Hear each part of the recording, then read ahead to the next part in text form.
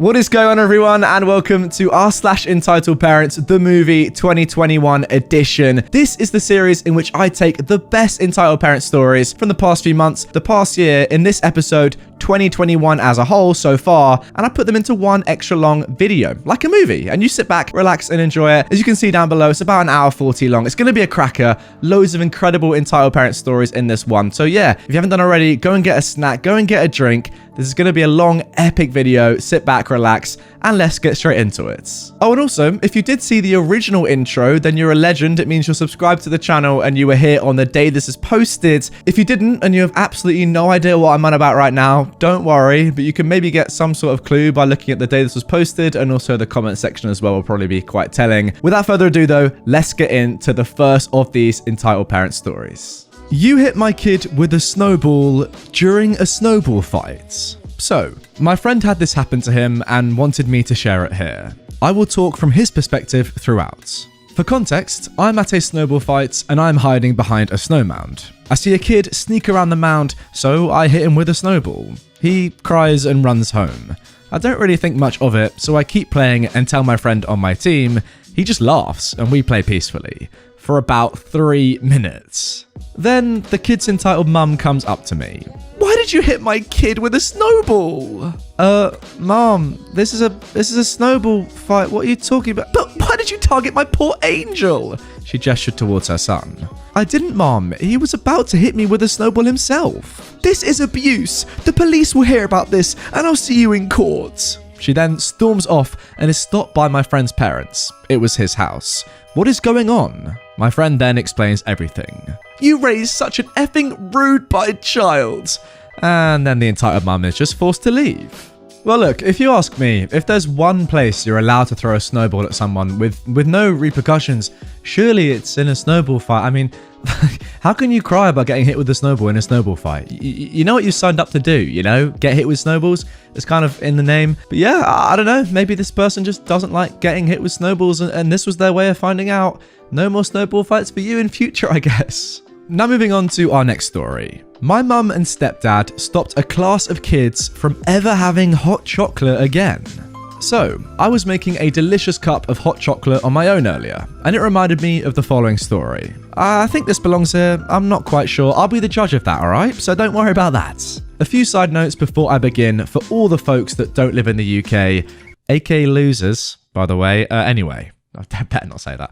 Firstly, year 6 is the final year in primary school. For Americans, I think that's like your version of middle school. I'm not sure though. No, neither am I. I'm sorry. But year 6 should be, 11 years old. Secondly, in my primary school, the deaf students had their own classroom for each year for extra support. They would still be included in our class projects and main subjects, English, maths and science, but they had their own classroom for other subjects, so they had more support. In my year, as there were 3 deaf kids, a couple of kids from the main class could go into the deaf class for extra support for them, and so the deaf kids didn't feel as isolated. Thirdly, green and black chocolate is very expensive. Good quality chocolate. It's around £2 a bar in shops. What's that? $3. It's very rich depending on the percentage of cocoa in it. You can get different percentages of cocoa, and that would be how strong it is. So 85% cocoa would be stronger than 80% cocoa. My mum loves green and blacks, by the way. Now, onto the story. The entitled mum in this story is actually my mum. Oh god, that is not a good sign. And entitled stepdad is my stepdad. Okay, here we go. So, when I was in year 6, me and another girl were in the deaf class with the deaf kids. In our school, we were allowed to call our teachers by their first names. Not every primary school is like this, most actually go by surnames. So, the deaf kids teacher was a lovely Greek woman. We will call her Nice Teacher. Now, she was a very enthusiastic teacher. Once a week, she would make us students, in the smaller class, hot chocolates as a treat. It was the best hot chocolate I had ever had. Well, one week, our nice teacher asked us students to chip in with ingredients. She gave each student an item to get, and I had the task of getting the chocolates. However, she specifically asked me to get the green and black chocolate at 85%. After school that day, I asked my entitled mum and entitled stepdad when we were next going shopping. They both said they weren't sure. The next day, my mum said shopping was getting done whilst me and my brother were at school. He's 3 years younger than me. So I asked her about the chocolate. She said no, as it was too expensive. She then asked why I needed it, so I told her. Her and my entitled stepdad exploded. They said they weren't paying for it, and we can just use cheap chocolate. I explained that I was asked specifically to get that chocolate, as it's what our teacher used, but my entitled stepdad and mum weren't having any of it. Instead of going shopping, they actually called a meeting with the head teacher, deputy head, and my nice teacher. I don't know what exactly happened in that meeting, but when it was over, the nice teacher came back into the classroom in tears. I knew what had happened. She stood in front of the very small class and told us all that due to a complaint, we weren't allowed to have hot chocolate ever again. I felt awful. I knew it was because of my parents. Just as lunch was beginning, she pulled me aside and told the other kids to leave. She told me that my entitled mum and entitled stepdad complained, and she said because it really upset her, she actually didn't want me in her class anymore. She said she would keep Jess, but she will exchange me for another kid. I got so upset. I was only 10 years old at the time. I enjoyed being in her class. She was actually the reason I got so into Greek mythology. That is what she taught us in history. As far as I'm aware, all the time she was still at the school, she never made hot chocolate for the students ever again. Oh, and don't worry, when I went to secondary school, my entitled mum and stepdad were exactly the same. Whenever we had food tech, they would always moan about buying the ingredients, and if you didn't have the ingredients, you had to give a couple of pounds to the teacher to be able to use their ingredients. Well, my entitled stepdad and entitled mum refused to do that too. They had so many meetings with teachers, and it actually resulted in me being kicked out of food tech classes. As I said, I'm not sure if this belongs here. My boyfriend said that my entitled mum and entitled stepdad were being entitled a bit, as they stopped the whole class from having it, but I'm honestly not sure. Wait, OP, are you serious? Yes, clearly they're being entitled. I mean, they're literally not willing to pay, what, £2? Which, by the way, it's not a lot of money, is it? You can afford to pay £2 on a bit of chocolate for your entire class. They're not giving £2 of their own money away to enable a teacher to actually, reward her students for great work, make the students like the teacher more, and enjoy being at school. Like, yes, that is so entitled. You're literally ruining so many people's days, let alone your own child. OP now, at 10 years old, is being told to leave the class because this teacher hates her parents so much. Imagine that as a 10-year-old. That will screw you up in your head, and that is only because of your entitled parents not willing to fork out literally $3, £2. Seriously, of course they're entitled. Madness. What's more, when you go to secondary school, and you're doing food tech, which obviously involves making food, you're going to need to spend some money on ingredients. Surely that's, part and parcel, that's in the memo when you do food tech, that you're going to need to have some ingredients. And maybe some schools provide all the ingredients for you, but surely the majority you have to pay. You would think, right? It's because otherwise who else is going to pay? So why are they not paying for the food tech ingredients that you need to do your schoolwork? It's like not paying for an A4 pad of paper, so you literally can't write anything down. It's the equivalent of that, in my opinion. It's just mad. Yeah, no wonder you were kicked out, OP. Obviously, it wasn't your fault, but clearly it was your entitled parents' fault. 100% they are entitled.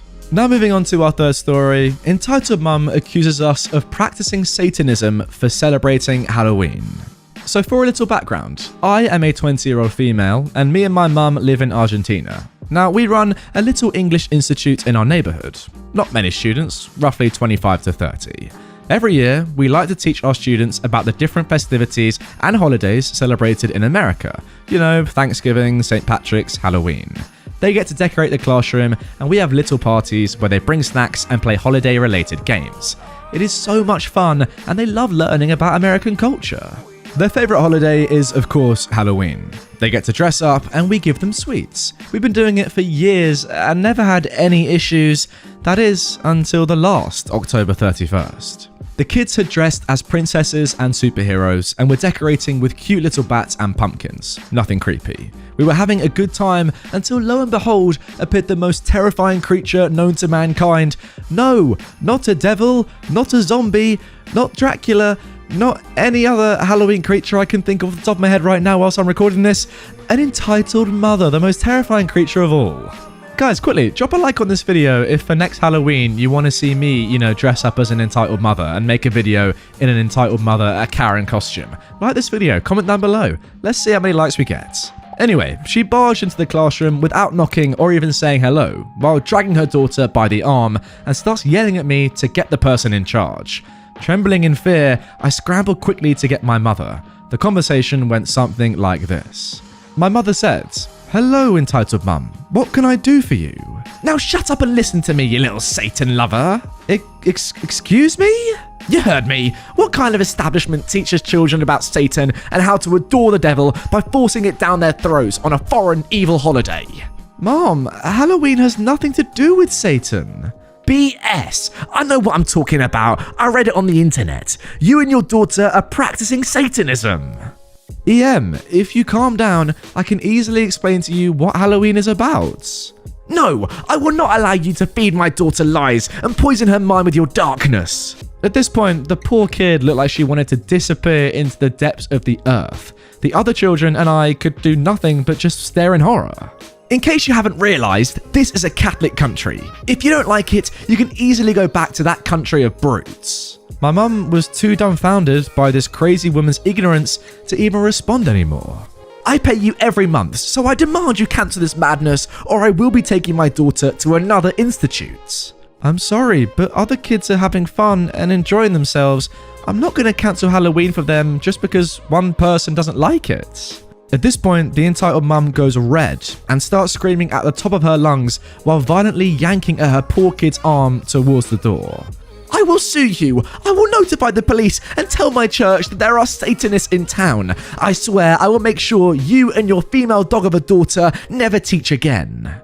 She slams the door on her way out. Never saw her or her daughter again, and I have to say, I'm relieved. Though I do feel sorry for that poor child. She may not be able to ever celebrate Halloween, but she sure knows what it's like to live with the devil.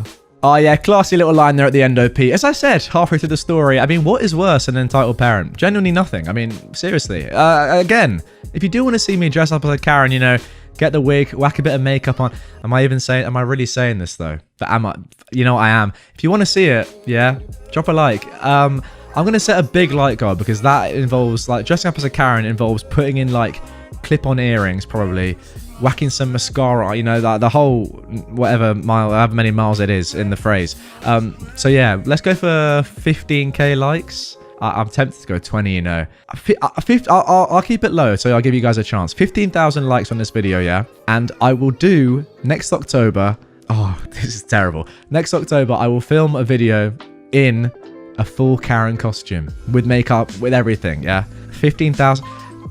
Is that too low? 15,000, guys. There you go. 15,000 likes and I'll do it. It's up to you, and it's up to you to keep on reminding me if we come close as well. I know you can do it, but I kind of don't want you to do it. So if you wouldn't mind just, you know, now unliking the like button, that'd be great. Appreciate it. Let's move on. Now moving on to our final story. Entitled mother messes up big at the ER. As I was sitting in the waiting room at the ER, there was a young girl about 10 by her looks. She was also totally bald and didn't hide it. Overhearing her mum, I came to find out she has cancer and was getting ready for her chemo treatments. At this hospital, they have service dogs meant to calm kids down when they get scared. The dog they let her take care of was only small. I have no idea what breed, sorry. She was on the gurney, waiting her turn, happily petting the dog. This is when an entitled mum joins the story. She walks right up to the counter with her little girl who was crying. The entitled mum said she fell off the swing set and got a black eye. She was told to take a seat and wait until called. As she was walking to sit down, her daughter spots the dog and squeals she wants to pet the puppy. The young girl's mother tried to explain that the dog was a special dog and her daughter was taking care of him and he was taking care of her, and to please not touch the dog. The entitled mum did not like this and started at a very high volume where everyone could hear, saying, "My baby wants to pet the mutt. She is going to pet the mutt," and put her hands on her hips like she'd already won the fight. The entitled mum then tried to reach over the young girl's mother to take the dog. But when she did this, she pulled the IV drip out of the girl's arm, landing it directly on her mother. I'm not sure about the dog, but it yelped so loud, so I assume she did as well. At this hospital, they don't just have security, but there is a police officer stationed there as well. Both security and the cop grabbed the entitled mum and put her to the floor hard. She landed face first on the big rubber mats they have at the doors. In seconds, she was cuffed and hauled into the security room, the whole time screaming about all the things an angry entitled mum tends to scream about. Her daughter was taken to a quiet room with a nice nurse, while other nurses worked on getting the poor young girl hooked back up to everything. The poor little dog was so scared he became useless to the girl. Lucky they have more than one dog on site at all times. This time they brought her a German Shepherd. After I was seen and on my way out, I saw one of the security guys and asked him how things ended since I was seeing the doctor.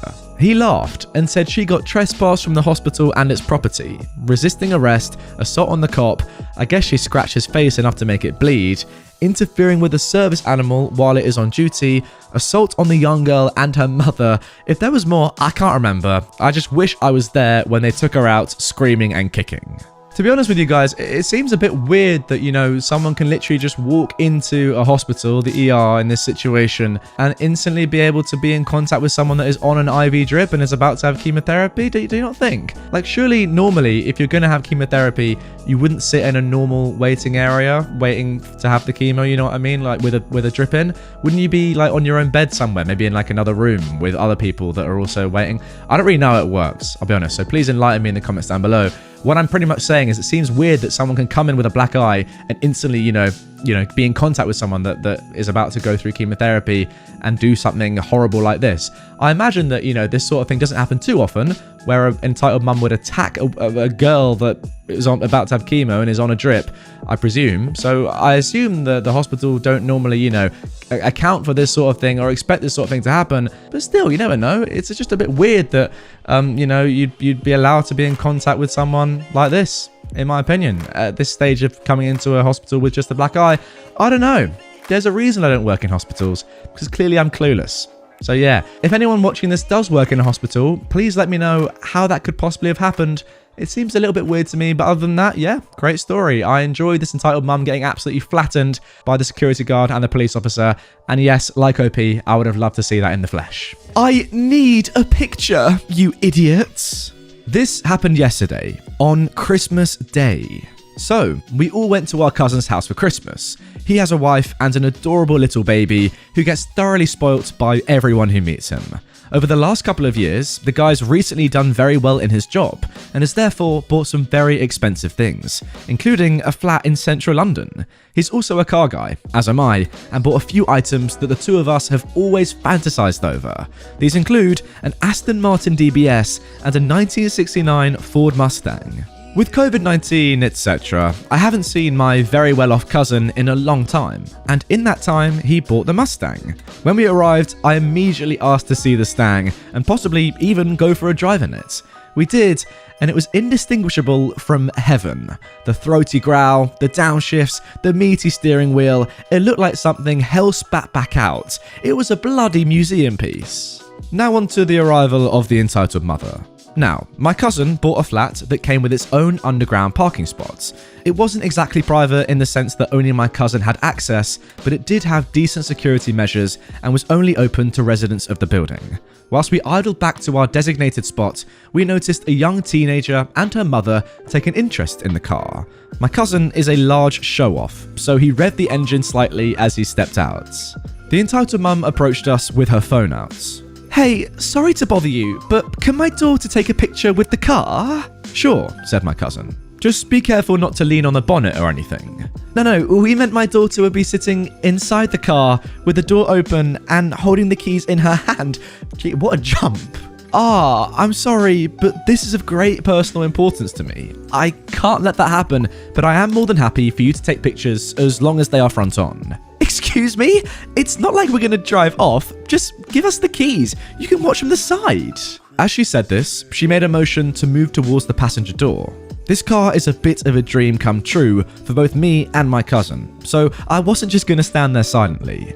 I moved to position myself in between her and the door. Young man, you will move right this instant. It's my right to take pictures whenever and wherever I want to, as I have a property here. And so does my cousin. Please, respect his wishes. You can still take a picture, just not sitting inside the car. By this point, there was a mini commotion caused, enough to draw the attention of the security guard.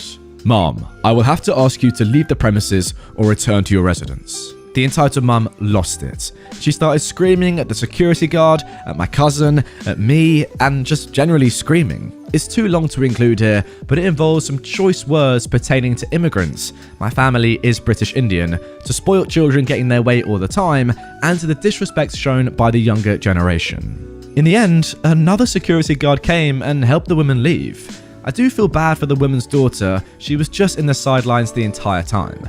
I don't think she really wanted to press the issue. Her mum just did it for her. All of this, to be fair, became a funny Christmas story, and within the hour, I was back to playing with my cousin's baby. Wait, so you're telling me that one of the entitled mum's main points of contention here was she was angry that, young, spoilt kids get their way their entire time and need to learn to respect adults. But what was she asking? She was asking for her kid, probably spoilt, to be put in this car that isn't even hers. I mean, just take the photo outside the car. What difference does it make being in the car or not? I mean, if you're in the car, you're probably just trying to fake that you own it when clearly you don't own it. So maybe she was just going to post it all over social media and try and flaunt the car that her daughter or her clearly doesn't own for whatever reason. I don't really get that. Clout chasing maybe. Who knows? But yeah, just stand next to the car. The guy's been so nice. Your cousin OP has been so nice to let this person take a car, because most people would be like, you know what? Nah, it's my car, man. I don't need to ruin it. But yeah, take the photo with the car. You should be, happy that you have that opportunity and move on. Now moving on to our next story. Entitled parent thinks I should give her money. So, in my late 20s, I was still living with my parents, and everyone at my job knew this. It was a really small company. One day, as myself and another co-worker of mine, the entitled parent of this story, were chilling in our room eating, she asked to borrow $20. She told me that her ex-husband claimed she never took him for child support, didn't send money, that she needed to get her son to school, and on and on. I know I shouldn't have done it, but I knew that she was falling on hard times. I lent it to her and told her I needed it back the next week, which she did repay. Now, that same week was also our pay week. She says to me, "Hey, OP? Yes? Can I borrow $100 now?" "No." "Why? You let me borrow 20 and I paid it back." "Yeah, but 20 is different from 100. It's a hard no. We literally just got paid today." "Well, unlike you, I don't live at home like a spoiled child. I have bills, and I have a kid with autism, and you're taking food out of his mouth." First off, my money is my money. I'm sorry that your kid has autism, but that doesn't have anything to do with me. Go pick up extra hours if you need the money, but don't ask me. After that exchange, she then gave me the silent treatment. She was later removed from the room. I wish I could say that's where it ended, but it didn't. So, fast forward a few weeks later. So I was the head of the room that she used to be in. So I made the calendar, handled the fundraiser money, and so on. This is very important to the rest of the story. Each Friday, I counted the room's money and wrote down how much we had. Usually somewhere in the week or over the weekend, someone went and bought different supplies for the room. Now, one Friday, I had a horrible migraine while I was counting, but I did what I usually did. I took money to buy supplies over the weekend and had already told the other co-workers that worked in the room with me. After I took the supply money out, I counted the remaining money twice and logged everything in. When Monday arrived, the first thing I did was to take the change out and place it into our lockbox. I counted everything, but the total was way off. Of course, I blamed myself because I knew I had a migraine last Friday, so I assumed I counted wrong, but I still told another co-worker. She recounted and got the same number. We went to our manager and explained everything. She said she would keep the lockbox for a few days. When she gave it back, nothing was missing. So we put it back in our room and left for the day. The very next day, we came back and it was short once again, and another room's money was short as well.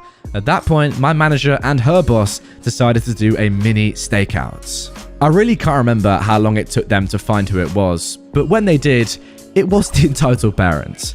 When she was getting fired, they said she kept yelling, "If OP would have just given me the $100, I wouldn't have had to do this." So, till this day, I really wasn't sure if she was trying to frame me for stealing or what. Oh, no. She wasn't trying to frame you from stealing. I'm pretty sure she was saying if you had just paid her the $100, then she wouldn't have had to steal from the company, which maybe is right, but it still makes no sense. You're stealing from the company. Now, the thing is, right, if someone asks for $20 and, you know, it's like $20, it's like not loads of money. Obviously, it's a significant amount, but it's not loads. Yeah, fair enough. Pay them, you know, lend it to them and get it back. If they pay you back, lovely stuff. If not, it's a shame, but it's $20. It's not the end of the world. If they ask you for 100 though, that is kind of getting, you know, to the limits, isn't it? It's like, that's a lot of money to lend. So I can completely understand, OP, why you didn't do that. Now, even if you had done that in that situation, and clearly this person is annoyed that you didn't do that, what about next time, you know? Even if she did pay the $100 back, the fact that it was on payment day is very, very worrying, obviously. And, you know, what would she ask for next time? $1,000? Like, it's just going to keep going. So yes, you had to put your foot down. Obviously, you did the right thing in not lending her the money. And she's stupid enough to steal from the company she works for. It's like, how dumb are you? How fraudulent can you be? I mean, in the literal sense of the word fraud, she is one. Pretty insane. Yeah, she had to go. I'm so sorry, but she had to go. Oh, and by the way, before we get into our third story, don't worry. My hair is going to grow in length at the end of it, so stick around and you'll see what I mean. Now for our third story. Mother decides it's time I get married. To some random guy and not my boyfriend. Oh boy, I finally get a chance to show off my parents' entitlements. This one was so fun to find out about. A little necessary background. I'm currently no contact with my parents and siblings, and have been for over a year. Extended family I am okay with, and spend a lot of time with. I currently live with my boyfriend, which my entire family is aware of, but don't know much about.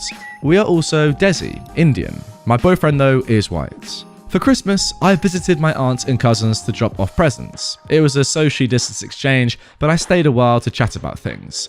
Whenever I see my aunt, she tends to give me important updates about my parents and immediate family. For example, I knew my mum broke her arm, or that my brother and his wife moved closer to home. Things like that. So my aunt had a little tidbit she wanted to share with me before I headed out. So your mum has a proposal for you. Apparently, a family friend had reached out to my mother, not knowing about our no contact situation, and thought that her son would have been a perfect match for me. I literally know nothing about this guy, but my mother apparently rushed ahead, agreeing with this friend. She sent my photo and information, and that friend loved me, apparently. My mother then called my aunt, sent her the guy's photo and information, and cried, saying she didn't know how to get in contact with me to share the good news, and would she reach out to me and show the photo? My mother kept stressing that he's a good boy from a good family, and we know this person and that person, and how it'd be a great match, and he lives in Chicago, so I could be under my sister's nose.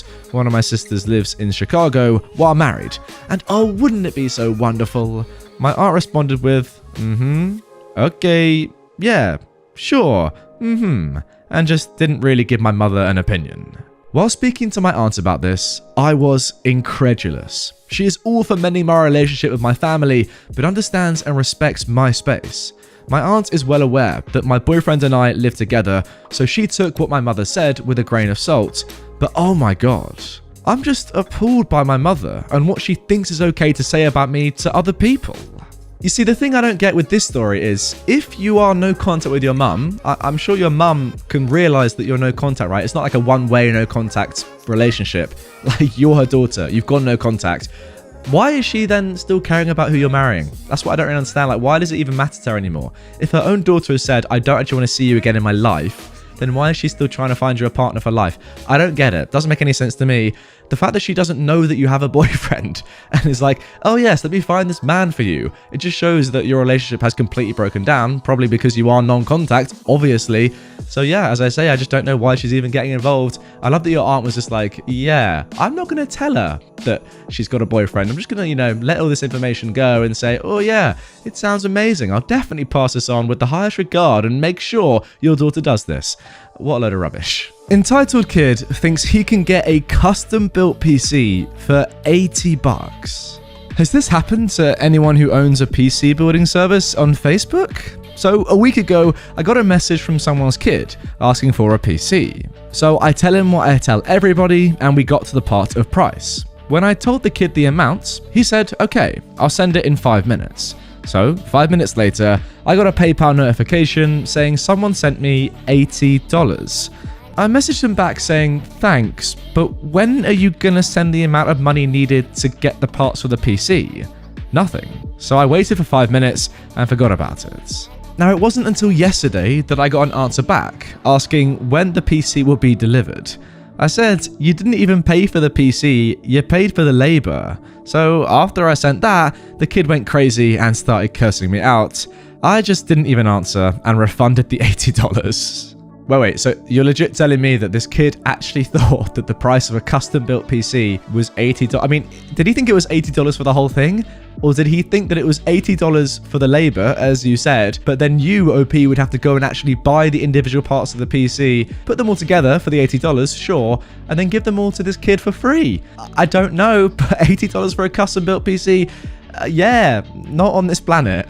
Now moving on to our second post. Entitled parent left his kid alone at the airport. Back when I used to work at an airport, I often dealt with kids traveling without parents. This was a paid service called Unaccompanied Minors, available to everyone under 18, but mandatory to kids under the age of 12 who travelled alone. The rule is that the parent or guardian, or whoever escorts the kids, for the sake of clarity, I'll just refer to them all as parents from this point, has to stay at the airport until the plane is in the air. This was in case the flight was cancelled, because the paid service did not cover anyone staying with the kid until the next flight. The most extreme case would obviously be that there'd be no flight available that day anymore, in which case the kid would have to go home and come back the next day. Obviously, most parents were fine with going to the gate with their kids and staying until the very last minute. In all my years, I only had trouble with one entitled dad. He came to the business counter with his child, which was already a big no-no, as checking in unsupervised kids takes longer than average, and the business counter was, well, supposed to be a fast lane for business class and high-tier passengers. The dad chose his own gold card, so I bit back my annoyance and asked the person next to me to check in my queue until I was done. I gave the dad all the forms he had to fill in, which already annoyed him. The kid was obviously under 10 and seemed very sweet. She looked relaxed, and I guess she had done this plenty of times. Over the years, you learn to spot the ones who are not accustomed to traveling alone. The dad gave me back the forms and asked, so, where do I leave her? I got a bit confused, but told him, like always, that he had to stay at the airport until the plane was in the air. What? No, I paid for her to be accompanied. Well, yeah, from the gate to the plane and from the plane to arrivals. I have a meeting in a town like 3 hours away. I can't stay with her. Sir, what if the flight is cancelled? We'd have to call you back. She'd stay here with you, wouldn't she? That's not a possibility. Sir, you agree to the terms when you pay. I didn't pay for this. Her mother did, and she told me I could just leave the kid with you. At this point, the kid started crying. Daddy, please come with me. Don't start. You like flying, don't you? Mum always comes with me. I don't care. I don't have the time. I want to speak to your manager. While we waited for my supervisor, we heard an announcement through the loudspeakers about a car in the no parking zone. The entitled dad went, shit, and ran away, leaving his daughter at my counter. She started crying in earnest, and I panicked that the dad was taking this opportunity to bail. My supervisor came, we closed my counter completely, the queue was almost empty at this point, and took the kid aside to talk over our options, hoping that the dad would come back. After 5 minutes, and no dad later, we tried to call him. His number was on the papers he signed. No answer. Then we tried the mum, whose contact info was also on the papers. She said she'd call the dad and ask if there was any way we could take the kid to the gate if he didn't appear, if she promised she'd be there in about 30 minutes. We told her that there was still plenty of time before the flight left, and they could skip the security queue so we could make a little exception and wait for her at the check-in with the kid, but that we wouldn't let the kid go to the gate without a parent. The mother was understanding and told us that either she or the dad would be there soon. A few minutes later, the dad did come back, arguing over the phone with who we assumed was the mum. He yanked the daughter by her arm and took her through security. We felt bad, but thought that was that. No. I went back to my counter to finish the check-in and then got a call from the gate telling me that the dad had left the kid with them. Obviously, there's a lot to do before a flight leaves, so they couldn't really look after her, and they asked if I could try to see him and tell him to come back. I didn't manage to spot him, and my supervisor told me to go sit with the kid while she, again, called the mum. My shift was about to end, so I didn't have to hurry anywhere except home, and I agreed to work a little overtime.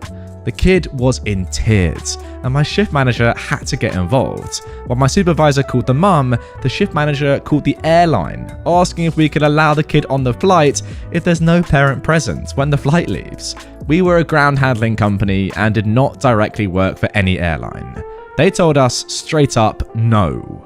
Fortunately, I then get a call from my supervisor telling me that the mum had arrived. To make things easier at the security, me and the kid went back to check in. The mum signed new forms and escorted the kid through security again. The kid made the flight fine and it left on time. The mum was so embarrassed about the whole incident, but didn't really stay to explain the dad's behaviour. And well, it wasn't really our business anymore. She did say this was the first and last time the dad would ever escort the kid, and thanked us for doing all we could. She was obviously upset and overwhelmed, but we're not in a country where we share more than we have to, so it was not surprising that she just left after the thank you. I had to stay a while longer to write an incident report and got home absolutely exhausted. Yeah, I mean, it was pretty clear from the start of this story that this was always going to be an issue with this entitled dad. Clearly, I think he just thinks, that he's too important to even be seen taking his daughter to the airport for a flight. And that's always been his wife's job, Why is he doing this? He's got important meetings to go to. Wait, what? I have to stay with her for a number of hours because it's legal? I'm not doing that. No, I'm not doing that. I'm leaving. I'm out of here. It's kind of just like a crazy, selfish, I guess, opinion to have of the whole situation. Yeah, he clearly thinks he's more important than anyone else. More important than you, OP. More important than his daughter. More important than his wife. More important than everyone. Kind of, if I'm being completely honest. And yeah, at least his wife is kind of, a normal person and is a more generous person and doesn't mind helping her kid fly. But yeah, crazy person, crazy geese. And I honestly don't know what would have happened in that situation had the mum not got involved. You would literally have had to call the police, right? Mental. Does this dad want the police to get involved? I wouldn't, but he clearly doesn't care. Now moving on to our final post. My entitled neighbour just demanded her garbage back or compensation. I just came inside from this confrontation, although apparently it started months ago and I just didn't know it. Now, I moved to this neighbourhood about a year and a half ago. It was bigger than my old place, so I wanted a few more pieces of furniture and also wanted to swap out a few pieces. I'm too cheap to buy new for the most part. Soft furnishings too big to go in the washing machine are the only things I usually buy new, so I upcycle and refinish most of my furniture. I do this mostly in my garage, but any spraying I do in the front yard on the mulch. Most of the neighbours had stopped at some point to welcome me or talk about my projects. A few had asked if I took orders. I told them I do and at a pretty low cost because I don't do professional quality. But it would have to wait a little bit as I wanted to finish my personal projects first. One of the neighbours who asked was the neighbour lady across the street. When I gave her my answer, she sort of sniffed and said, fine. This was almost a year ago. A few months ago was the yearly large trash pickup, where you can put almost anything on the curb and the city will take it to the dump for you. It's a great time to pick up new pieces. My neighbour lady had a pile of actually trashed items out, but as I was working in the garage, I saw her lug a console/entry table to the curb. It looked beat up, but not broken, and it was one of the pieces I was actually looking for. I headed over. It was pretty beat up as suspected. The finish was scratched to heck. A pet had chewed one of the legs, but it was a solid piece, so I asked if I could have it. The lady said of course, so I got my dolly and stashed it in my garage. It sat in the garage for a few months, but last weekend I decided to work on it. I sat down and refinished most pieces, but after assessing the condition of the wood, I decided I was just going to paint this piece, as the patching for the damage would be too visible through a stain. I stripped and sanded the piece down and fixed the damage. Today, I got it out and painted it in the front yard. It's a navy colour and I'm pretty happy with how it's going to turn out. Just as I was finishing putting away all the tools and paint though, my neighbour lady came marching across the street. I thought she would just admire it, as people like seeing their old trash transformed. But instead, she said, "I've decided that I don't want to give you this table, so I'm going to come get it when it's done drying." "No," I said. "You gave it to me. It's mine, and I've put in a fair amount of time and money to refinish it." "But it's mine! You stole it from me, and I want it back." "No, it's now mine. If you want it back, it will be $150. "What? But it's trash now. You ruined it. I thought you were going to refinish it." "Then why do you want it back? Plus, I like it like this. Any other refinishing would have taken too long and cost too much."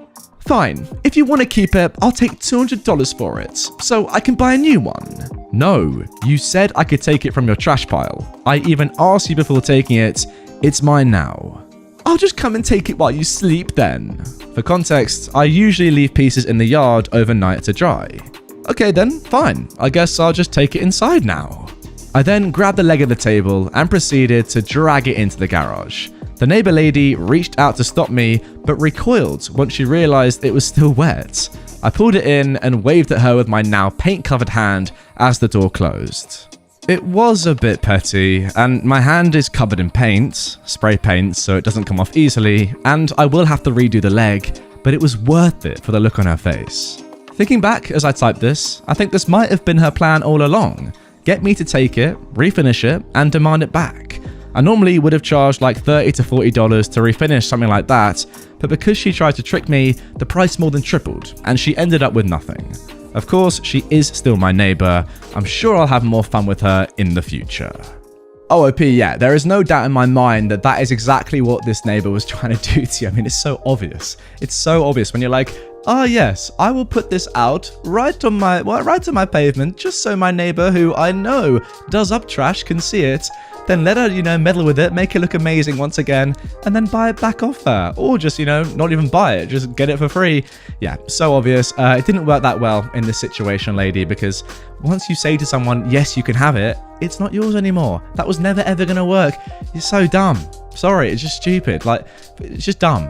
Just pay her a little bit of money. Pay OP a little bit of money and say, "Look, you know what? I know I can tell you're really talented here. Would you mind having a go at this? Because I'd like this piece, but obviously it's seen better days. Give it a go. Give it a little brush up." And OP would have said fine for a pretty reasonable amount of money. Do you not think, guys?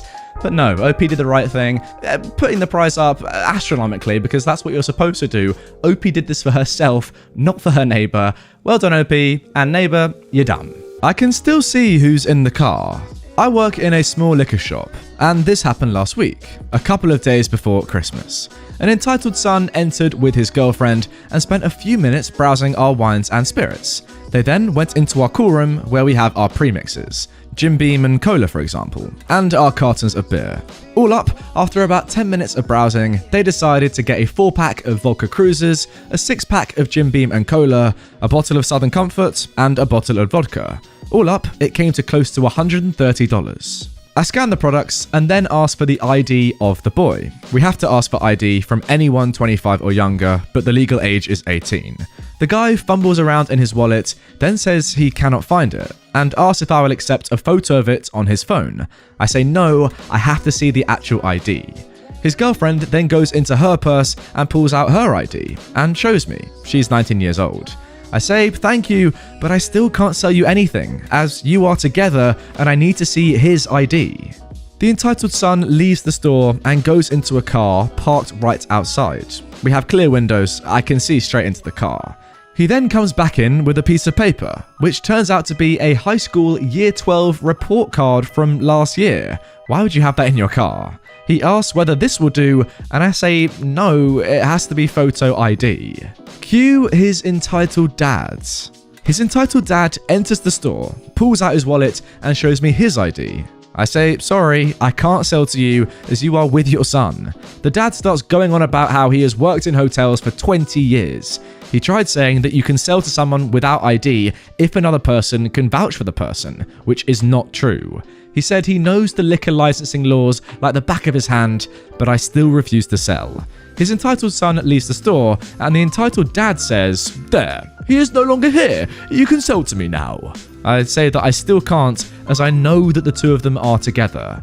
The guy's girlfriend leaves the store at this point, leaving just the entitled dad in the store with me. The entitled dad offers to give me $20 as a bonus if I just do the transaction.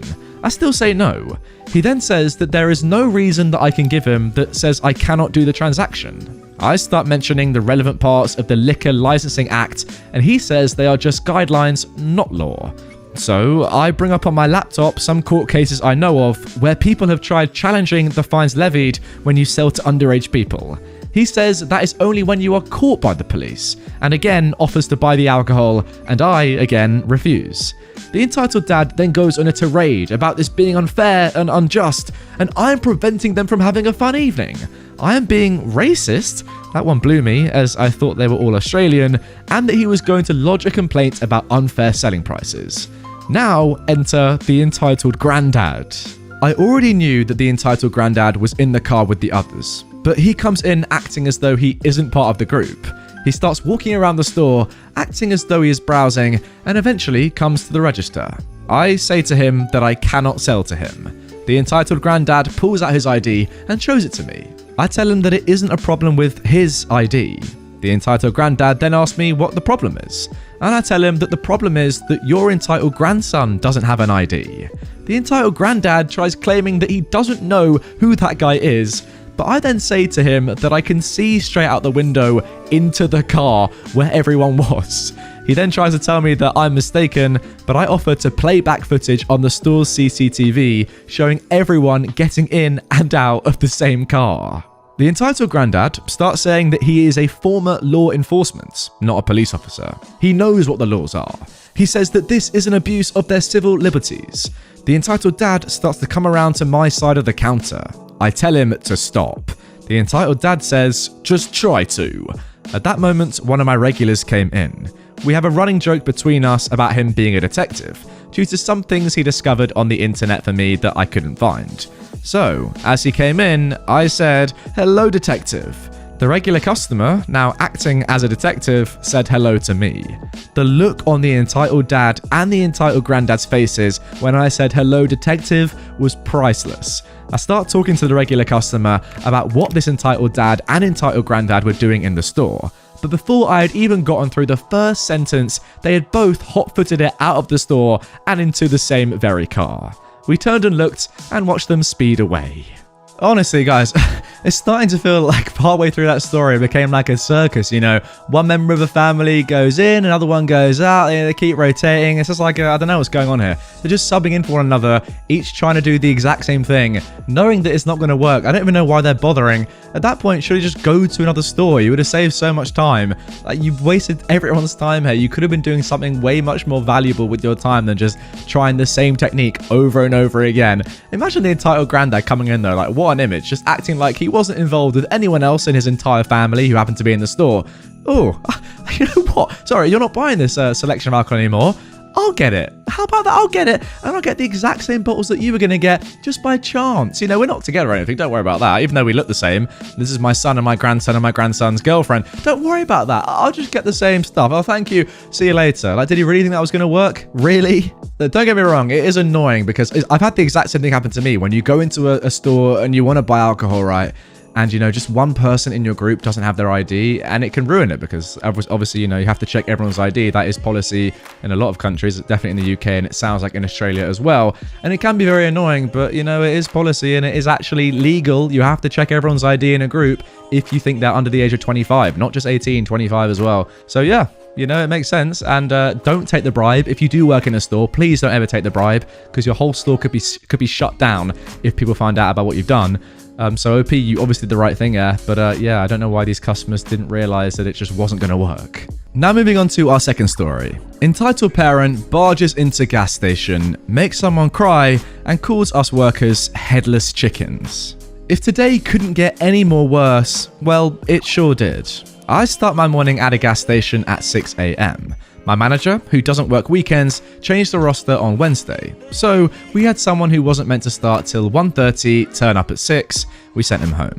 The guy who was meant to start at 7 didn't show up till 10:30. His previous roster had him at 12 p.m. start, not 7 a.m. And the guy who was meant to be there at 10 started at 9:30 to help us. When I got there this morning, there were 3 of us. The other 2 had started at 5 a.m. One of them had his birthday party yesterday and was high on drugs and came into work with 0 sleep. When he went on his half around 8 a.m, he didn't even come back, leaving me and 1 other worker to cover the shop for an hour before someone else turned up. It was busy. Once we got our 3rd person in, the other went on his half. Our manager stuffed up by changing rosters and not telling anyone. We did manage to survive till our manager came in along with 2 more staff though. So, this story happened just after 1:30 p.m. today. One of the guys who started at 5 a.m. had just clocked out as he was just finished for the day. I was in the break room coming back out after having a water, and one of the new employees was calling me over to deal with a customer. Hello, what seems to be the problem? Of course it was a Karen. Hello, I've been in and gotten this number to ring your manager and he isn't picking up. My daughter came in 30 minutes ago and got treated poorly. I want to speak to your manager in charge. I said I would try and find him, but it turned out he left ages ago. He came in at 11 and left at 12:30. I do apologise, but he isn't on site at the moment. Have you tried leaving a message? What? So you are telling me that there is no manager here? Are you all running around like headless chickens? I do assure you that we are trained for what we have been doing, but anything in the office we have not. So what I'm hearing is that if there was a fire and the place burned down, well, who would you ring? When's your manager going to be in next? Well, we would ring the emergency line and then ring our manager on his personal phone. Our manager will be in on Monday and he doesn't work weekends. Okay then, give me his personal number. Well, I cannot do that due to privacy. Well then, where was the 5 a.m. guy who was manager today? One of the new employees mentioned the 5 a.m. guy who's our administrator. He is not a manager. The 5 a.m. guy has clocked off for the day and has gone home since he started at 5 a.m. Also, he is not a manager. She then starts repeating the same story. What if this place burned down? Blah, blah, blah. At this point, a nice other customer gets involved. Hey, excuse me, Karen, but you can't come in here, push in front of the line, and make a young girl cry. We were very busy, and this nice customer had witnessed the whole thing. As soon as I heard make a young girl cry, there was only one other person working other than me who was a girl, so I knew who it was. At that moment then, I leave the Karen alone to deal with my crying co-worker as she is still trying to serve other people. The 5 a.m. guy was still in the office, but didn't want to come out because he knew the truth. The Karen's daughter did a drive off the other day and he had to do the manual fuel correction to get her to pay it. The 5 a.m. guy just said what he tells everyone with the drive off in our systems. I go back out to once again say that Karen has to call our manager and leave a message. I also pulled her up on the fact that she made one of our staff members cry and that this was the ending of her first week here. I just remember who served me. It was this man here. She says this pointing at a tall employee. But mom, he has only just started working for the day.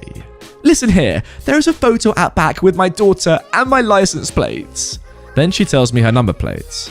I'm sorry, I cannot get that for you as it is private information on that paper, and you are not the person in the photo. So, due to regulations, I cannot give that to you. Well, go get it and put it right here. Then you're not handing it to me, you're just showing it. Once again, I cannot do that, it's a breach of policy. She got fed up with me following the rules and left yelling. Your manager is going to hear about this, she said. I was glad once she left. 30 minutes of saying the exact same thing is annoying. The 5 a.m. guy was still in the office. We had a talk about what happened, and both of us couldn't do anything related to the store. Only our manager can. Yeah, I imagine that would be a very tough situation when you physically can't do anything else more than you were already doing, and you've got this like horrible customer who is just, breathing fire at you, just being absolutely toxic and not listening to a word you're saying really, when you're literally telling them, genuinely, there's nothing more I can do here. I'm very sorry, but I don't have the power, the influence. I'm not allowed to do more than just say, please call the manager, our manager, leave a message, and then she will sort it when they can. They're not working right now, and I literally can't even do the things you're asking me to do because it's not my job to. I'm literally not allowed. I don't know what more you can do in this situation. And that honestly must be one of the worst things about working in any sort of like customer service job or a store. When someone like this, you're having to deal with a horrible Karen like this, and they're genuinely not even listening to a word you're saying, just making your life horrible. Guys, if you have any like little stories about you working in customer service or a shop like this, dealing with customers like this, drop them down below, because I bet it's happened to loads of you watching right now, and I want to hear your stories from hell, to be honest. Now moving on to our final story. Karen doesn't wait in lines. Or does she? I am so excited to have finally had a live Karen encounter. You know, one where you're not thinking later of things you should have said. I'm making lasagna tonight. I needed a few ingredients, so off to the grocery store I went. I really wasn't in the mood to go out, so I was trying to get in and out of there quickly, since I only needed a few items.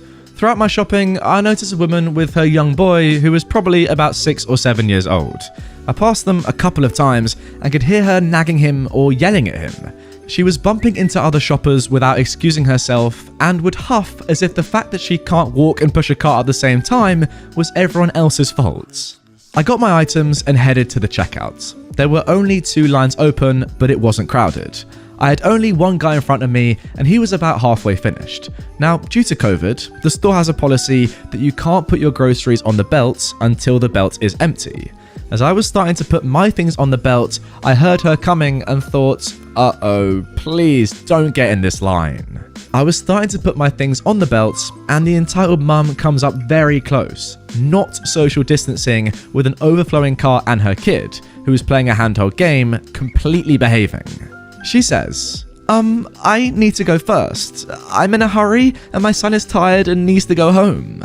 I'm sorry, but I'll be done in a few minutes. But I have a kid, plus we don't do lines. Well, congrats on the kid. He seems fine to me. No, you need to get behind me. I have a kid and he's cranky.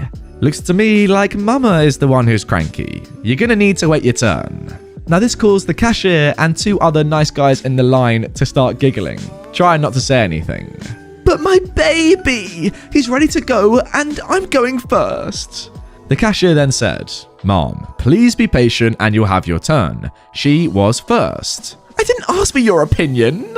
Then one of the nice guys came in. Well, that's no way to talk to the cashier, Karen. Wait, what did you call me? That's racist. You can't call me that. Oh, I didn't realize Karen was a race. Where did Karens come from? If I'd have known that, well, I may have let you in front of me, as you are clearly superior to those of us who don't bring kids to the store.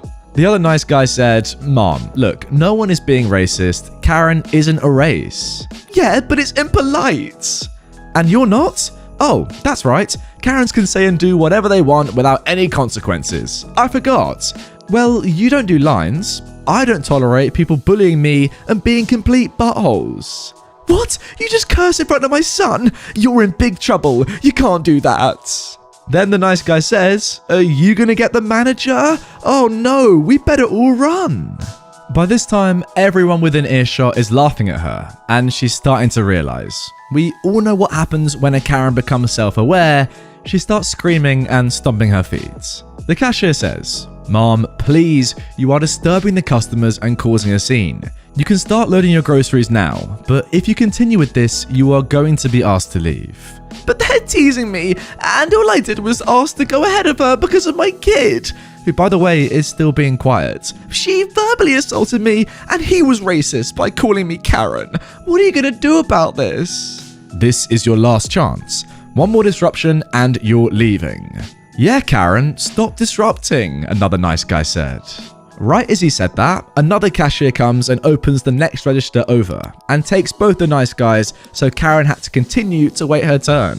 She didn't end up speaking with the manager and didn't say anything when the other register was opened because I think she actually realized she wasn't going to win. I call that a victory. Yeah, no doubt, OP, that is a fat dub for you. You've done well there. I can't lie. You've put a Karen in her place. And yeah, like you said at the start of this story, when you said, it's good to have a Karen encounter and not be left wondering later in the day, oh, this is what I should have said. I should have done this differently. You know, when you have an argument or a discussion with someone and you think about it for hours afterwards, you're like, oh, I really wish I'd said this or this. It would have been way better. Well, luckily for you, you've done well in the actual moment there. So no need to think about that, as you said at the start of the story. All 3 of you, all 4 of you, both the nice guys, the cashier, and you have put this Karen right in her place because clearly her excuses about her kid being cranky, tired, whatever, were just a lie. They were behaving perfectly fine. It was all on this Karen. She was the one that was causing such a ruckus, being such an idiot, and yeah, you all told her what's up, and she had to deal with the consequences. Amazing stuff. Entitled father goes ballistic for satanic music. Yesterday, I was out at a small coffee shop in my municipality in Sweden. I come here almost every day and have been for over 20 years. I work as an architect, and one of the ways I work best, building models and making drawings, the creative process, is by listening to music. Metal, loud rock music. Just to give an indication of the type of music, at the time this happened, the songs I was listening to were The Devil and I, Slipknot, To Be Alone by Five Finger Death Punch, Babel's Tower by Primordial, and Pneuma by Tool. Now back to the story. The old lady who works at the store, we'll call her Eva, knows me very well, to the point where she is my order waiting for me when I get there. During Corona, Eva's coffee shop hasn't been doing too well, so I make sure to leave her generous tips, and on slower days for me, I even help her tidy up the place when there's nobody around. I usually sit at a window seat, perpendicular to the counter, facing out onto the road. There's a church directly across from the coffee shop, and nothing much else around besides residential houses. I'm sitting, drawing the church, eating my Knellbull and drinking coffee when I see a dad and two small children, probably around 8 or 9, come out of the church and into the coffee shop. Now, my town isn't a large place, and Sweden isn't a very Christian country. I'm atheist, hence the devil's music. I don't recognize any of the three people. They don't look Swedish, maybe Mediterranean, and seem to get cold by just crossing the streets.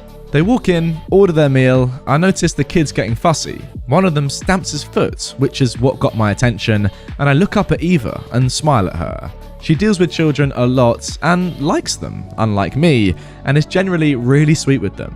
Then I hear a shout. Being a 26-year-old man, I'm kind of protective of Eva because she is old and frail, and I'm very well built. So I take off one side of my headphones to listen to what's going on.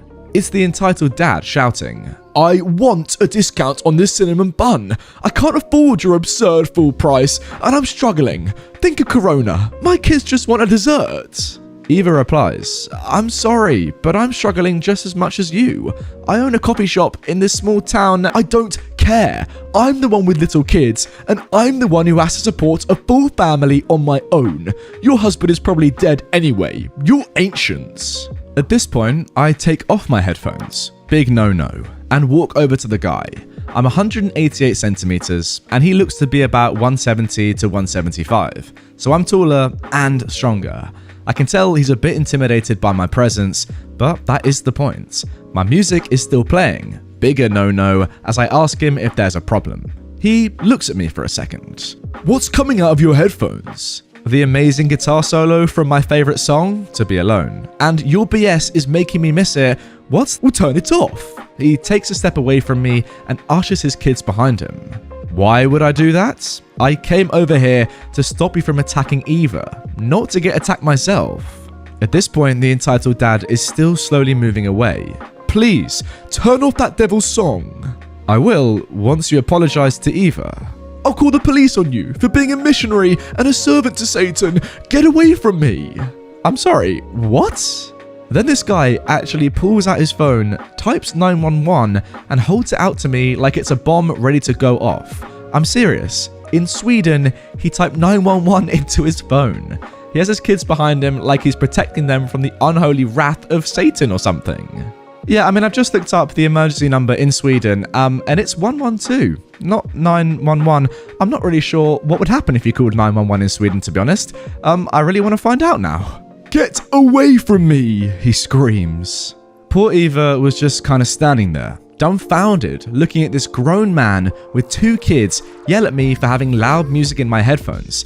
Mind you, none of the songs I listed are anywhere close to doom or death metal.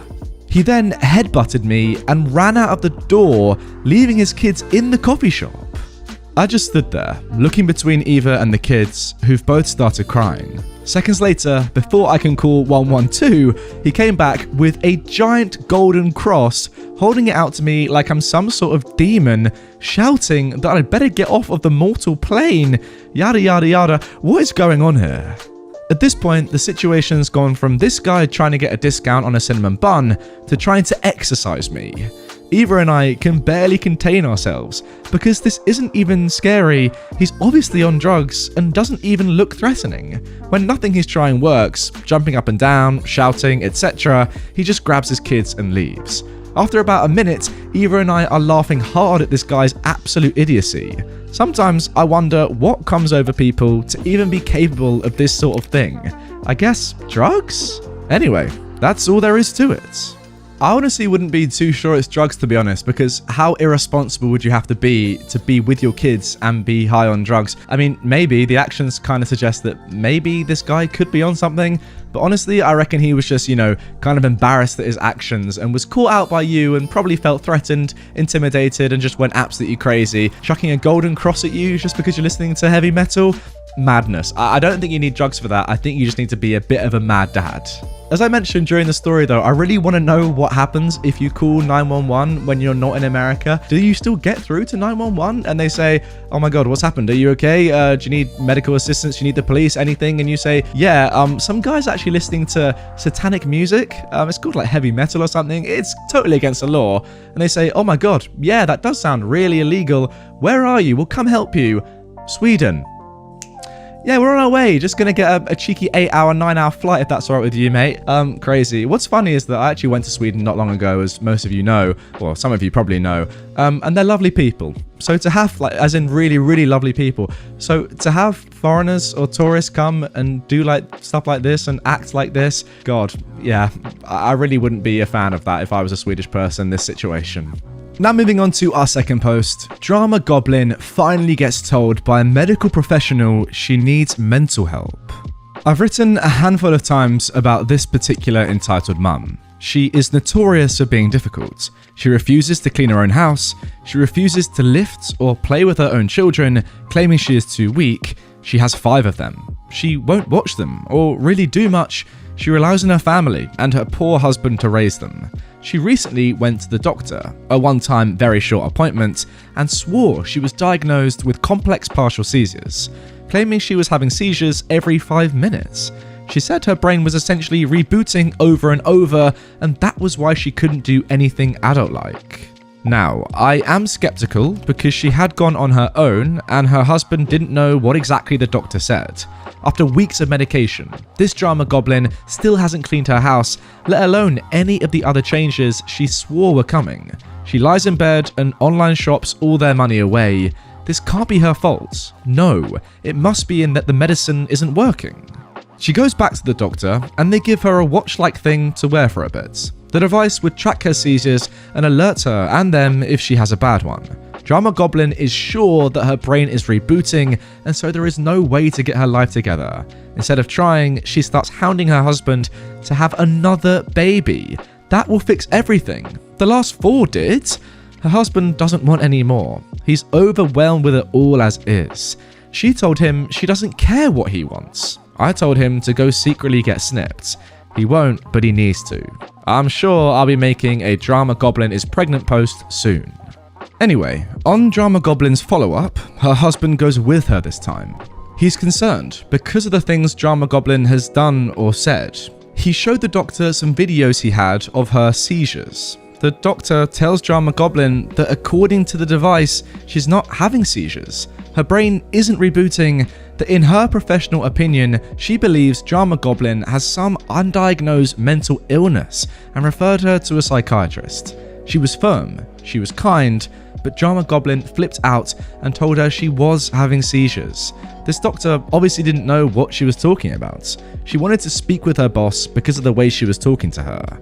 The doctor pretty much told her to get a second opinion if she didn't believe her, but really pushed seeing someone and getting diagnosed properly. Drama Goblin is fuming. She refuses to contact any psychiatrist. She made an appointment for another doctor and a lawyer because she's convinced this doctor singled her out because she has a disability and can't do certain things. She drives me mad, but dang it if she isn't entertaining. Now, for anyone wondering about my relationship with the Drama Goblin, as I've said, I've posted many times about her. I've explained. Long story short, she's my childhood best friend. We've grown apart. Before we did, she remarried and her husband and my dear husband ended up being besties. So even though I don't go out of my way to see or speak to her, she's constantly in my life. She's inescapable. She told me a version of what happened as soon as she got home. Her husband also told me what happened. I've known him years now, and he's pretty no nonsense.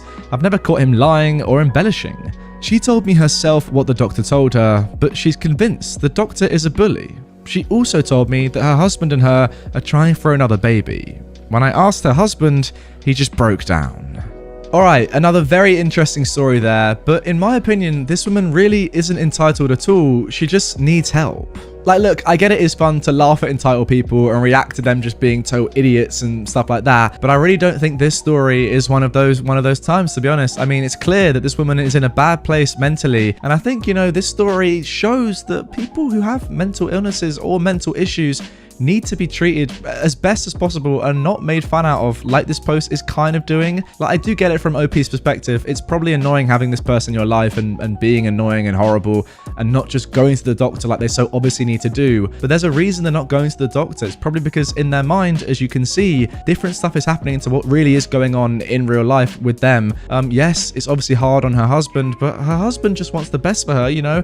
She's his wife after all, and he probably loves her. I hope so. Anyway, it's just a tough one. Like, I don't really want to laugh at this person. I want to be there for this person and say, look, please just help her, get her to a psychiatrist so she can better her life and stop doing these crazy things, because yes, it's clear that she's not entitled in my opinion. She just has severe mental issues, and that's something that she needs to be helped with, not really laughed at, if that makes sense. I don't know, maybe I'm going a bit too deep on that one and maybe you guys disagree with me. Just my thoughts. Like, I don't really want to say, oh, you know, this person's horrible, you know, why doesn't her husband just lock up all her money, leave her, take the kids, not have another kid? I don't think it's one of those stories, if you kind of get what I'm saying. It's more like, you know, we need to actually help this person. Clearly something is wrong there, and, you know, let's all be aware and you know, get the help to the person that clearly needs it in this situation. I got out of the hospital and an entitled mum sent me right back. I just got out of the hospital for extensive knee surgery, and walking out the door of the hospital reminded me of this story. A few important things to note. 1. I have a severe allergy to cashews. It's bad enough that 1/100th of one will kill me if I'm not treated properly and quickly. Nowadays, I always make sure to have an EpiPen on at all times, but when this story took place, I was a little more forgetful about it. I was 9, leave me alone, and I didn't always have it. 2. I have asthma, which can be a pretty lousy combination with anaphylaxis. Oh my god, yes, I can imagine. 3. At the time of this story, my dad was working for a company that treated him like garbage and wouldn't give him time off for anything except medical emergencies. And 4. This story starts about 4 days before my 10th birthday. So a week before my birthday, my dad's boss told him he was going to San Francisco for work stuff. We lived in Denver at the time, which meant my dad was going to miss my birthday. It was upsetting, but I understood, and he said we'd have a party once he got back. While he was gone, my brother and I were staying with an entitled mum. At the time, we knew she was a little entitled, but my dad trusted her to take care of us. On day 3 of my dad's trip, my brother and I were playing in their living room when the entitled mum offered us some granola bars as a snack. At the time, I was young and wasn't very cautious, so I didn't always read ingredients for things I was eating. Unfortunately, there were cashews in the granola bar, so when I took the first bite, I started to feel it pretty quickly. Within minutes, I was throwing up everywhere in severe pain and my throat was closing up. And as if it couldn't get worse, that was when I realised I had forgotten my EpiPen. Then the panic and closing airways triggered an asthma attack, and I also didn't have my inhaler. So at that point, the entitled mum's cool boyfriend called an ambulance and I was just passed out on the floor. The paramedics were able to keep me from dying from the combination of the anaphylactic shock and my asthma attack, but I did end up slipping into a coma for 11 days. This meant I was in a coma on my birthday, but I guess that was probably pretty low on the list of concerns, considering they weren't 100% sure I was even going to make it out of the coma. So, a week after my birthday, I finally wake up. At first, I was fairly calm about waking up in a hospital, until I found out that I'd been in a coma for 11 days, at which point I started panicking and almost gave myself another asthma attack. Anyway, they kept me there for a few days just to make sure I was okay and that it was safe for me to go home. So we finally get home. And as soon as I walk in, I see my brother, my grandparents, my aunt, my uncle, my 2 cousins, the entitled mum, and another neighbour mum and her kids, who my brother and I are good friends with, as well as a big sign that reads, "Happy birthday and welcome back to the land of the living." They had planned a surprise birthday party for me once they found out I was out of the coma. So we went about doing birthday party things and hanging out. I got some questions from my brother and cousins about the coma, while the neighbourhood mum bakes me a cake. However, the only important thing that was happening at this time was the following conversation between the entitled mum and the neighbour mum. The neighbourhood mum said, "Man, that must have been terrifying for him to go into that coma. I mean, imagine having to be that careful about everything you eat." The entitled mum though replied, "Oh, don't tell me you buy all of that." What? Well, he was clearly faking it to get attention. Everyone knows that asthma and allergies aren't real. Both of those are very real and very serious problems. Whatever, you sheep are just too stupid to see through the government lies. Then, the entitled mum just wandered off. I feel it's important to note that at this time, the birthday cake had just been put in the oven, and this conversation happened in the living room, which did not have a line of sight into the kitchen. After a while, the cake finally finished baking, and we all congregated in the dining room to eat it. So everyone sang happy birthday to me, and my aunt cut the cake and gave everyone a slice. I was about to take the first bite when the luckiest thing that could have happened. I dropped my fork on the floor. At this point, I, wanting to act all grown up and solve my own problems, decided I'd go into the kitchen and clean the fork myself. Right as I finish and start walking back out to the dining room, I hear my dad yell, "What the F did you just say?" I run out to see what's going on and see my dad standing up, staring daggers at the entitled mum while she cowered in fear of him. It was for his own good, the entitled mum whimpered. It turned out that after the conversation between the entitled mum and our neighbour mum, the entitled mum had snuck into the kitchen and poured most of a bag of mixed nuts that she had brought with her into the cake. My dad slammed his hand on the table. "How the F is that for his own good?" The entitled mum then starts to gain some confidence, as she doesn't see a problem with what's happening. Well, if he had eaten the cake without knowing they were there, he wouldn't have been able to fake a reaction because he wouldn't have known that there was anything in the cake to react to. "What the actual F is wrong with you?" "I was trying to prove to you sheep that allergy—" "I knew inviting you here was a mistake. I figured it was good for the boys to have you in their lives, but you've made it abundantly clear that it is not." "So, what are you saying?" "I'm saying get the frick out of my house and say the F away from my kids." "You can't do that. They're my kids too." That's right, everyone. The entitled mum was my actual mum. Not after what you just pulled, they're not. And if you want to take this to court, I'll make sure that you aren't even allowed in the same state as them. Now, get the F out of my house before I call the cops. "You just wait until my father hears about this." Now, my mum's dad is very wealthy, so I think she was expecting him to help her get custody of my brother and me. We found out later that not only did her boyfriend break up with her and kick her out of his house, but when her dad found out about what she did, he refused to let her live with him, stopped giving her money, and said that if she took my dad to court, he would actually support my dad instead. As you can expect, she never took us to court. And as for the rest of the party, we just bought a new cake because nobody wanted to take the time to bake another one. We also decided to just throw out the pan we had used for the first one because she had put so many nuts in it that we were worried about it contaminating anything we put in after that. Holy heck, I mean, there are entitled parent stories, and then there was this OP. I'm just glad, overall, that you're here to tell the tale, because for a second there, I was genuinely quite worried for your health. I mean, you literally were in a coma for 11 days.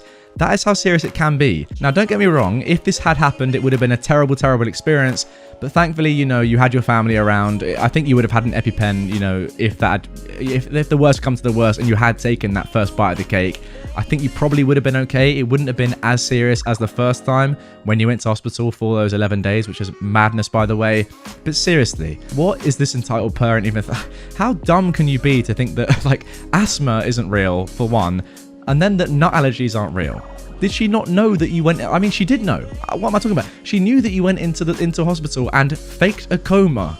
Imagine saying, what, you don't actually believe that OP was in a coma, do you? That was all made up.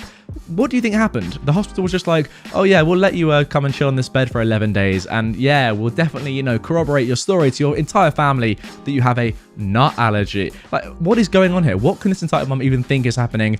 I don't know. She's mental. Send her away. Lock her up. I don't know. Drown her. Screw it. Just do anything. Now moving on to our second post. A female dog bridesmaid meets an unmovable force, my mother. Some quick background. My baby brother was born terminally ill, and the long hospital stays and expensive meds kicked in around 6 months old.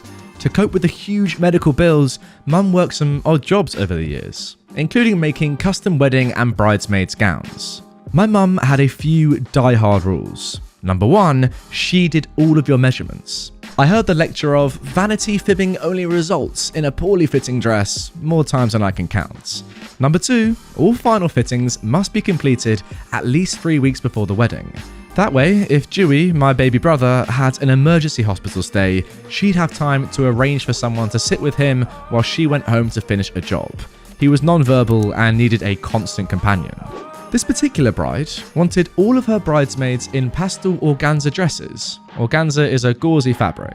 The base dresses were white, covered with these colours. Unfortunately though, the bride had more bridesmaids than pastel shades the fabric came in, meaning one lucky bridesmaid wore tan. The bride refused to start a fight by assigning colours, so it was first come, first served. When you came for measurements, you got to pick from the remaining colours. One bridesmaid lived 3 hours away and flat out refused to come to town to be measured. She insisted that telling us she was a size 8 was good enough. Bridal sizes are very different and didn't cleanly convert, so that meant nothing. Mum finally reached a compromise that a local seamstress could measure her and send in the measurements. 1 month before this wedding, Dewey was admitted into the ICU to be placed on a ventilator. Mum now had to find coverage enough to get 8 dresses finished off in the next 2 or so weeks. She pulled it off thanks to amazing friends, but it was tight. Dad was busy working overtime to pay the bills and dealing with us other 2 kids. Well, this female dog bridesmaid, BB from now on, still refused to have a final fitting more than 2 days before the wedding. She didn't want to waste a trip just because your mum was a horrible seamstress who didn't understand proper sizing. I was cleaning up seed pearls during that lovely conversation. My mum begged a friend to sit with Dewey for an entire day so she could do the fitting and adjustments all at once. Now on that day, this entitled bridesmaid was 2 hours late. When she arrived, she saw the hideous tan dress and began literally screaming about how it wasn't fair, and my mum must have picked that colour. She demanded another bridesmaid return their dress and both dresses get swapped colours. It would have been another 20 plus hours of work, so Mum laughed and told her that was a big no. The bride arrived and told her friend that colour was the only option left, and she was sorry, but it was that or drop out of the wedding and pay for the dress anyways. The entitled bridesmaid finally agreed to put it on. Yeah, she'd lied about her size. When the zipper didn't go all the way up, Mum whipped out the measuring tape, only to discover this idiot had shaved 1 to 2 inches off every measurement except height. Her defense was that she wasn't going to let a jealous seamstress lie about her, so she fixed the numbers before passing them on. By this point, my mum was all but breathing fire. Her son's life hung in the balance, and this lunatic was making her life hell. My mum demanded double for the dress, because she was now going to have to add strips to the base white dress to make it big enough, and then make a whole new overdress from organza. It was doubling the time and adding substantially to fabric costs. The entitled bridesmaid fought over it, and my mum finally told her, fine, pay me the agreed upon amount and take your dress as is. Now the bride herself was persuading the entitled bridesmaid into just paying up. She finally agreed to it, and my mum told the bride to get the entitled bridesmaid out of her house. They could come back in 5 hours to get the dress. Thankfully, the redone dress was a perfect fit. The entitled bridesmaid paid the remaining balance and left after that. The day my brother died, my mum refused to ever make another wedding dress. She's only made one in the 21 years since, as a favour to the friend who spent that ill-fated day with Dewey in the ICU while mum fought with this entitled bridesmaid. Oh man, rest in peace Dewey, that is such a sad end to that story. Oh, I wasn't expecting that. I thought that, he'd be alright, but that is sad. I guess that is terminal illness for you. What can you do about that? Jesus. That is a sad end to the story. That's kind of like flummoxed me a little bit, I'll be honest.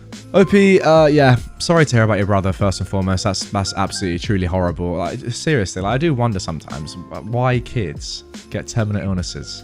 Who's doing that sort of stuff? Seriously, it's a bit mental in my opinion. On the whole, though, in terms of this actual story and the entitled bridesmaid, yeah, like, just I guess the moral is kind of think about what other people might be going through. If you think, oh, this dress is, you know, doesn't fit me, it's not the right color, it's, you know, too expensive, those are all like really superficial things. Let's be realistic, they don't actually matter in the grand scheme of life. But then when you realize that the person, you know, putting all this work into making your dress as good as it can possibly be has a dying son who she's now not able to spend time with because you're overworking her and asking her for more stuff on top of the stuff that you've paid for, wow, puts it into perspective, doesn't it? I guess just like try and consider, I'm saying this to myself, by the way, I'm not just preaching this, I'm saying, like, you know, I need to think about this. Try and think about other people's, you know, needs before yours a lot of the time as well, or, you know, just in conjunction with yours, and just try and understand other people's motives and, you know, needs in life and what could possibly be going on with someone else. So pretty much when you think that your dress for your upcoming wedding looks bad and is the wrong color and doesn't fit you properly, they might have a terminally ill child. Puts it into perspective, doesn't it? My parents threatened to take away my door because I don't want one of our dogs sleeping in my room. So, as the title says, my parents just threatened to take away my door. I went upstairs to take my meds and get my dog for bedtime. My mum wanted me to take our smallest and most annoying dog to bed with me. I politely declined and said that I would rather not. She insisted and I declined again. It only escalated from there. She doesn't want him sleeping with her and my stepdad because the dog touches her all night. I don't want him sleeping with me because he keeps me awake and wakes me up in the middle of the night, something he doesn't do with them. I've told them before, but they don't care. They said that if I don't take him, they'll take my door while I'm at my dad's and throw it out so that I can't have it back. I have severe anxiety, tons of mental illnesses on both sides of the family, and my privacy is what keeps me sane. They know this and still threatened to take my door. This story actually reminds me a little bit of a post I saw back in the day on r/InsaneParents, where an insane parent had literally axed down their child's door. I don't really know why. Although we're not really there yet at this story, it feels like we're getting pretty close. I mean, seriously, taking the door down of your child's bedroom, that's got to be like the biggest no, like in terms of privacy, in terms of ethics, in terms of everything. Why would you ever do? It's mental. Unless your daughter literally said, yes, I will sleep with this dog in my bed every day, and then she was going against it. But I mean, even then, like, axing, or not axing, but maybe eventually axing / taking the door down of your child, so messed up, so messed up. Now moving on to our next post, entitled Starbucks Woman and the Straw. I was at a Starbucks this week, and while waiting to pick up my order, I saw an entitled woman berate the baristas for not putting a straw in her drink.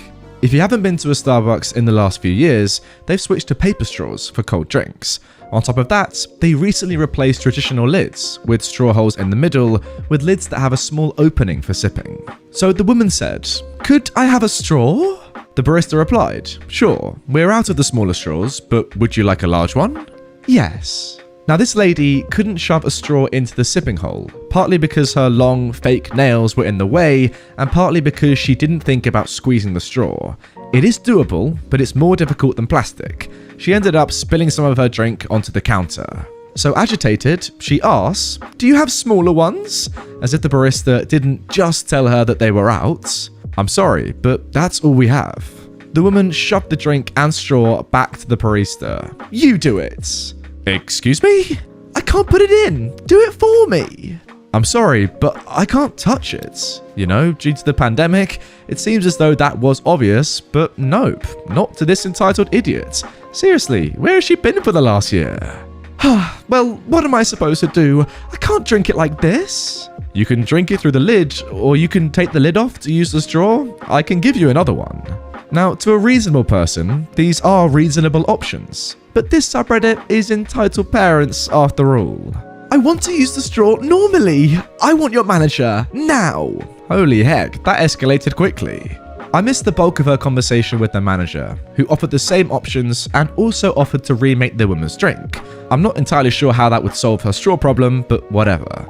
Fortunately, she, the manager, was adamant that they could not and would not handle her drink or her straw.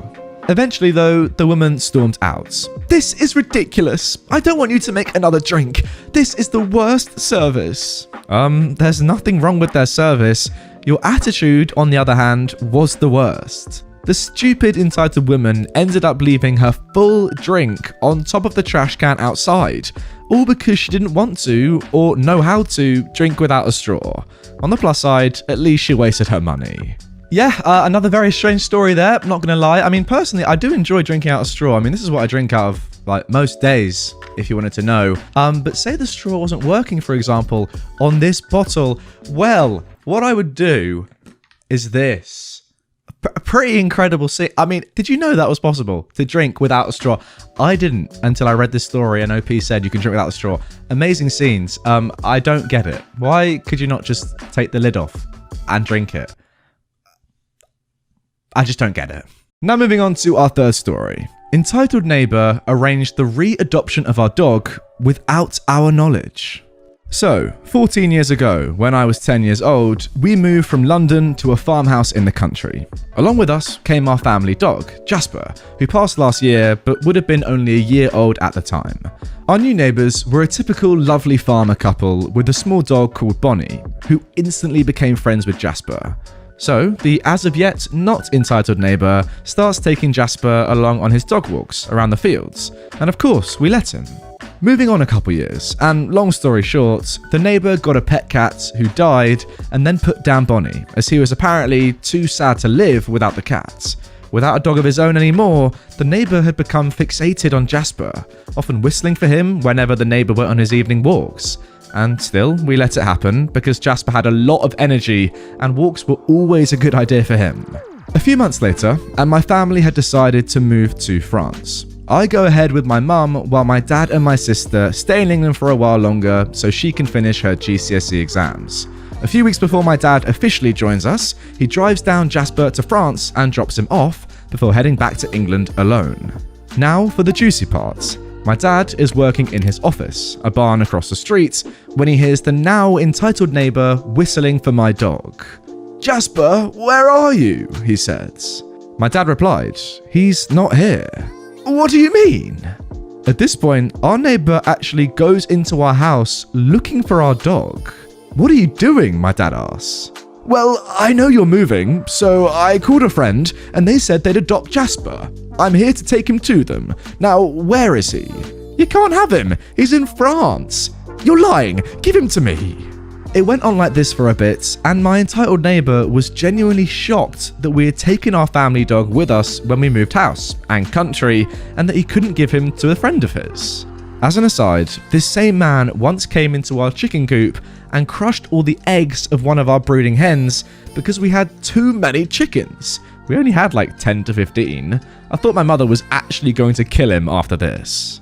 Well, if I didn't think your neighbour was strange enough after the bulk of that story, after hearing about the chickens, I certainly do. I mean, fair enough if you have some sort of affinity to your neighbour's dog and you lost your own dog and, you know, you love animals and you want to just like take care of this dog. But first of all, he wasn't even going to take care of it. He was going to give it to a mate. And second of all, why would you go into a chicken coop and break eggs because you have too many chicken? Again, I mean, I'm not going to lie. It's not often that I'm short for words, but I'm absolutely baffled by these 3 stories I've read so far. Any explanation as to why someone would want to crush chicken eggs for no real reason? Please let me know down below in the comments. Enlighten me. Oh, and whilst you're there, drop a like on the video as well. Right, let's get on to our final story. Entitled mum tries to get me to open access gate for her.